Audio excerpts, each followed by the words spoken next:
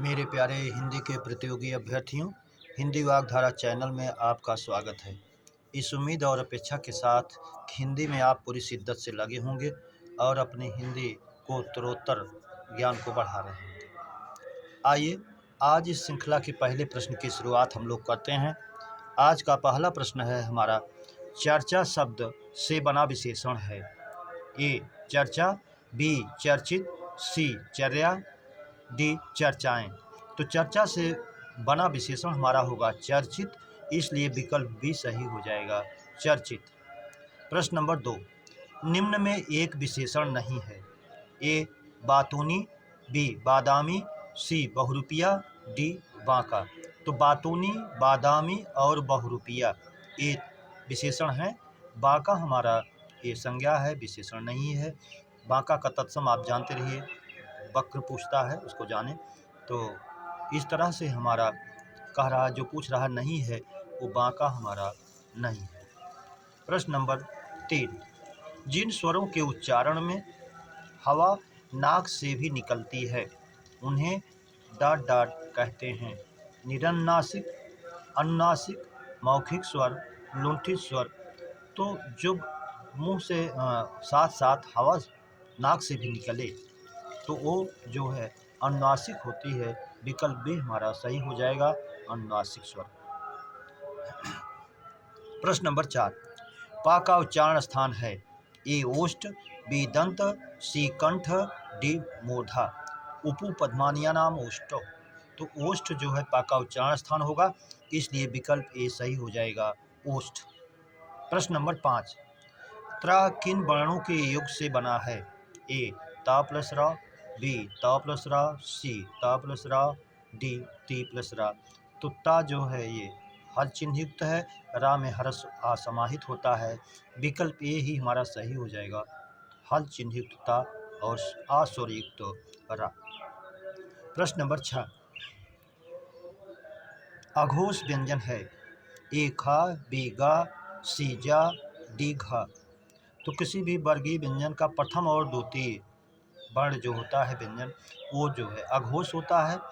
तो इसमें गा जा घा ये है नहीं, ये तीसरा है, ये तीसरा है, ये चौथा है, इसलिए ये घोष में जाएगा। द्वितीय वर्ण हमारा खा है, इसलिए ये अघोष है। प्रश्न नंबर 7, किसका उच्चारण दंत नहीं है। ए ना, बी ता, सी टा, डी दा। तो दा जो है तवर्ग में आएगा, जिसका उच्चारण स्थान दंत होगा। अपू नहीं पूछ रहा है कि दंत नहीं है, तो दा का दंत होगा, ता का दंत होगा, ना का होगा, लिट रसानाम दंता। ता जो है ऋतु रसानाम मूर्धा, टा का उच्चारण मूर्धा होगा, इसलिए दंत नहीं है। विकल्प सी हमारा सही हो जाएगा। प्रश्न नंबर 8, ऊष्म व्यंजन कौन सा है। हा, ला, या, जा। जा वर्गीय व्यंजन है, या अर्धस्वर है, ला पार्श्विक व्यंजन है, सा खा साहा में हा जो है हमारा ऊष्म व्यंजन है, इसलिए विकल्प ए सही हो जाएगा। प्रश्न नंबर 9, संयुक्त व्यंजन कौन सा है। ए क्या, बी टा, सी या, डी दा। तो संयुक्त व्यंजन में हमारा ज्ञा होगा, जा और यहाँ का मेल होता है, इसलिए विकल्प ए ही सही हो जाएगा, ज्ञा। प्रश्न नंबर 10, वर्णमाला में स्पर्श व्यंजनों की संख्या है। ए 20, बी 22, सी 24, डी 25। तो 5 हमारे वर्गीय व्यंजन है और एक वर्गीय व्यंजन में 5 वर्ण होते हैं, तो 5 × 5 = 25। विकल्प डी हमारा सही हो जाएगा, 25। अगला प्रश्न है, निम्न में कौन सा व्यंजन संघर्षी है। ए चा, बी था, सी दा, डी हा। संघर्षी व्यंजन हमारा हा है, 4 होते हैं, सा खा साहा। अगर स्पर्शी व्यंजन की बात करें तो चा होता, चा छा जा झा, 4 अक्षर वो भी होते हैं, 4 वर्ण। प्रश्न नंबर 12, दिए गए शब्दों में अशुद्ध वर्तनी का शब्द है। ऐक्यता, अस्थायित्व, निरोग, स्वस्थ। तो स्वस्थ, निरोग, अस्थायित्व ये तीनों सही हैं। ऐक्यता गलत है, ऐक्य होना चाहिए, या तो एकता हो या ऐक्य हो तभी ये शुद्ध होता, इसलिए ये अशुद्ध है। प्रश्न नंबर 13, शुद्ध शब्द का चयन करें। उत्कर्ष अशुद्ध है, मूर्धन्य सा होता तो सही होता। एकत्रित अशुद्ध है, एकत्रित होता तो सही होता, एकत्र होता तो सही होता, या एकत्रित। विकल्प सी में सदृश, ये सही है। अस्थायित्व, ये गलत है। अगर अस्थायित्व होता तो ये भी सही होता। प्रश्न नंबर 14, संज्ञा के कुल कितने भेद हैं? ए 4, बी 5, सी 6, डी 7। तो संज्ञा के कुल 5 भेद हैं, आप जानते हैं, इसलिए विकल्प भी हमारा सही हो जाएगा 5। प्रश्न नंबर 15, टहलना स्वास्थ्य के लिए लाभदायक है, रेखांकित है। रेखांकित टहलना को किया गया है। संज्ञा, क्रिया, क्रिया विशेषण, कोई नहीं। यहाँ टहलना जो है क्रियार्थक संज्ञा है, यह जो है क्रिया जो है टहलना संज्ञा की तरह काम कर रही है, इसलिए क्रियार्थक संज्ञा हो गई। और क्रियार्थक संज्ञा एक भाववाचक होती है, इसलिए संज्ञा में जाएगा, विकल्प ए हमारा सही हो जाएगा, संज्ञा। प्रश्न नंबर 16, जातिवाचक संज्ञा है, कामायनी, बी आम, सी रसीला, डी वकील। तो कामायनी तो व्यक्तिवाचक है, आम जातिवाचक है, और वकील भी जातिवाचक है, किसी वकील का नाम नहीं लिया गया है, इसलिए बी और डी दोनों हैं, विकल्प ई हमारा सही हो जाएगा, बी और डी, यानी आम और वकील। ये परीक्षा का पूछा हुआ प्रश्न है। प्रश्न नंबर 17, भाववाचक संज्ञा है, भारत, लड़का, पेड़, मित्रता। भारत व्यक्तिवाचक है, लड़का जातिवाचक है, पेड़ जातिवाचक है, मित्रता जिसमें मित्र होने के भाव हैं, इसलिए विकल्प डी सही हो जाएगा, दोस्ती का भाव है, विकल्प डी मित्रता। प्रश्न नंबर 18, समुद्रगुप्त भारत का नेपोलियन था, इसमें नेपोलियन में संज्ञा है, व्यक्तिवाचक, जातिवाचक, भाववाचक, द्रव्यवाचक। तो जब कोई व्यक्ति अपने नाम को बदलकर दूसरे का नाम रूप ले, अपने नाम रूप का त्याग कर दे, तो वहाँ पर जातिवाचक रूप हो जाता है, इसलिए समुद्रगुप्त को उसका नाम रूप का त्याग करके नेपोलियन रूप दिया गया, इसीलिए जातिवाचक में जाएगा, विकल्प भी हमारा सही हो जाएगा। महात्मा गांधी आज के समय के कृष्ण थे, इसमें कृष्ण किस प्रकार की संज्ञा है, उसी का उदाहरण, व्यक्तिवाचक, जातिवाचक, भाववाचक, द्रव्यवाचक। यहाँ महात्मा गांधी के नाम रूप गुण को त्याग कर दूसरे में समावेशित करने का प्रयास किया गया कृष्ण के रूप में, इसलिए ये भी जातिवाचक में जाएगा, विकल्प भी हमारा सही हो जाएगा, जातिवाचक। प्रश्न नंबर 20, भाववाचक संज्ञा का उदाहरण है, कड़वाहट, आनंद, आवश्यकता, सभी। कड़वाहट भी है, आनंद भी है, आवश्यकता भी है, तीनों भाववाचक संज्ञाएं हैं, इसलिए विकल्प डी हमारा सही हो जाएगा, सभी।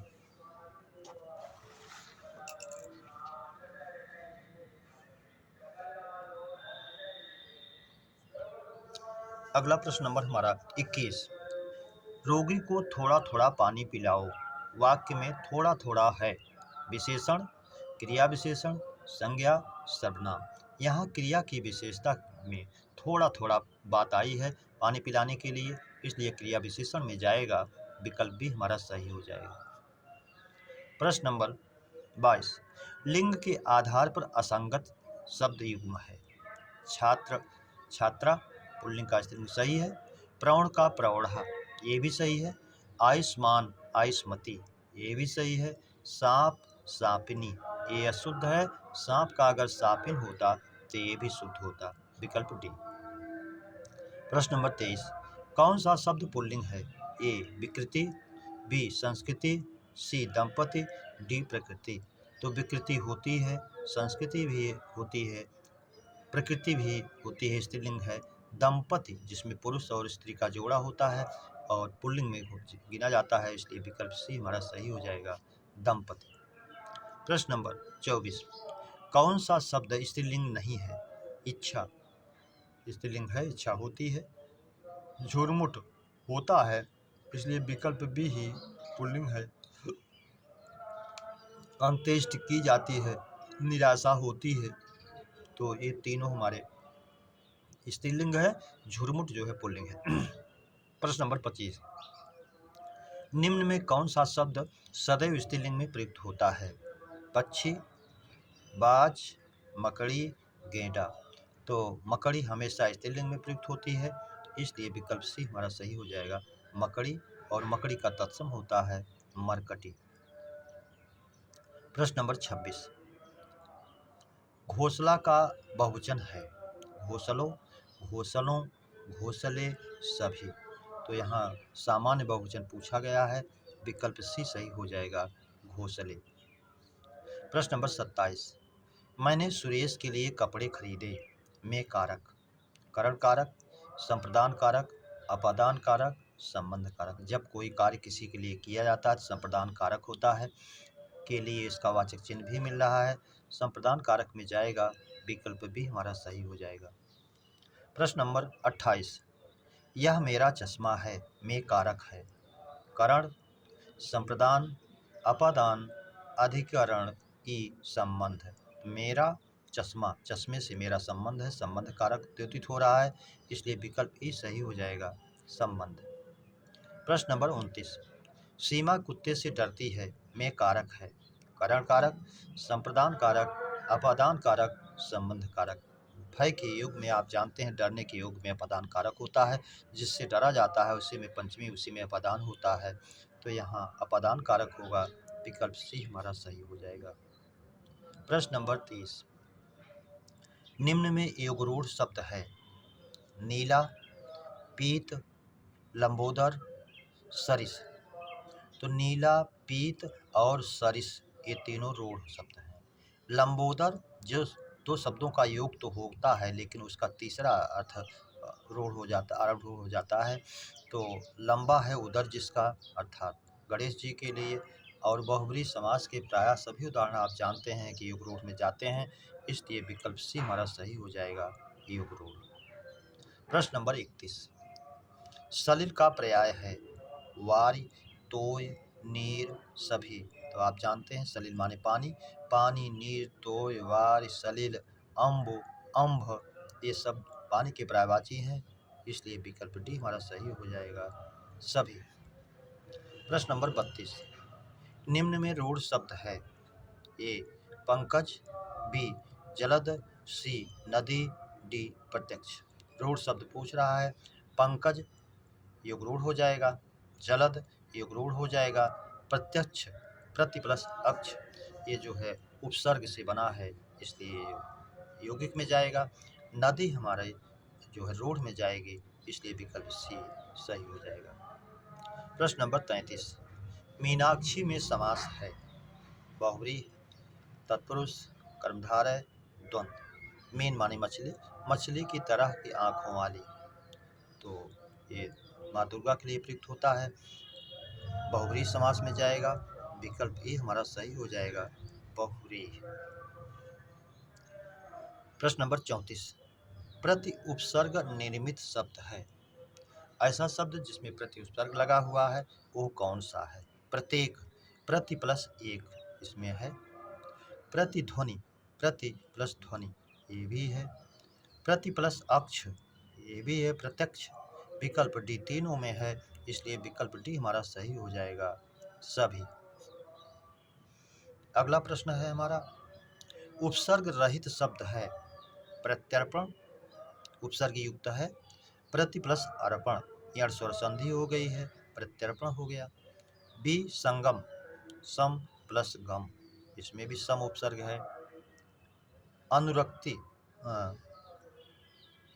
अनुरक्ति, तो अब इसमें जो है अनुरक्ति, तो विशेष रूप से जो है ये अनुरक्त का मूल शब्द अनुरक्त है, उसका अनुरक्ति अनुरक्त विशेषण है, अनुरक्ति संज्ञा बन गई। क्रोध, तो क्रोध में जो है उपसर्ग नहीं है और अनुरक्त भी मूल शब्द है, इसलिए विकल्प ई होना चाहिए था कि सी और प्लस डी, इसलिए अगर ऐसा होता तो दोनों ये जो हैं उपसर्ग रहित हैं, विकल्प ई हमारा सही हो जाएगा बी प्लस डी। प्रश्न नंबर 36, किस शब्द में आ उपसर्ग है। अभिमान, इसमें अभि उपसर्ग है। बी अनजान, इसमें अनुपसर्ग है। अभाव, अ प्लस भाव, इसी में है आ उपसर्ग। अवमान, मान मूल शब्द है, अ उपसर्ग है, इसमें भी उपसर्ग है अव। प्रश्न नंबर 37, अधोमुख में संधि विच्छेद है।